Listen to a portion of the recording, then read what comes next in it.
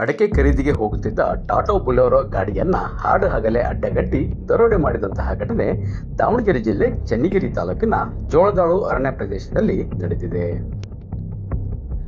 ಅಡಿಕೆ ವ್ಯಾಪಾರ ಮಾಡುತ್ತಿದ್ದ ಬುಳ್ಳಸಾಗರದ ಅಶೋಕ್ ಎನ್ನುವರಿಗೆ ಸೇರಿದ 17,25,000 ಹಣವನ್ನ ದರೋಡೆ ಮಾಡಲಾಗಿದೆ. ಬೊಲೆರೋ ಗಾಡಿಯಲ್ಲಿ ಅಡಿಕೆ ಖರೀದಿ ಮಾಡಲು ಹೋಗುವಾಗ ಇನ್ನೋವಾದಲ್ಲಿ ಫಾಲೋ ಮಾಡುತ್ತಿದ್ದ 9 ಜನ ದುಷ್ಕರ್ಮಿಗಳು ಮಚ್ಚು, ಲಾಂಗು, ಚಾಕುಗಳನ್ನು ಹಿಡಿದು ಅಡ್ಡಗಟ್ಟಿ ದರೋಡೆಯನ್ನ ಮಾಡಿದ್ದಾರೆ.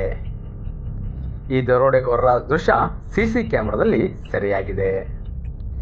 ಬೆಳಗ್ಗೆ 9 ಗಂಟೆಗೆ ಬೊಲೆರೋ ವಾಹನವನ್ನು ಅಡ್ಡಗಟ್ಟಿ ದರೋಡೆ ಮಾಡಲಾಗಿದ್ದು, ಬುಳ್ಳಸಾಗರದಿಂದ ಭದ್ರಾವತಿಯ ಕಲ್ಲಾಪುರಕ್ಕೆ ಅಡಿಕೆ ತರಲು ಹೋಗುತ್ತಿದ್ದಾಗ ಈ ಘಟನೆ ನಡೆದಿದೆ. ಇನ್ನು ಈ ಸಂಬಂಧ ಚನ್ನಗಿರಿ ಪೊಲೀಸ್ ಠಾಣೆಯಲ್ಲಿ ಪ್ರಕರಣ ದಾಖಲಾಗಿದೆ.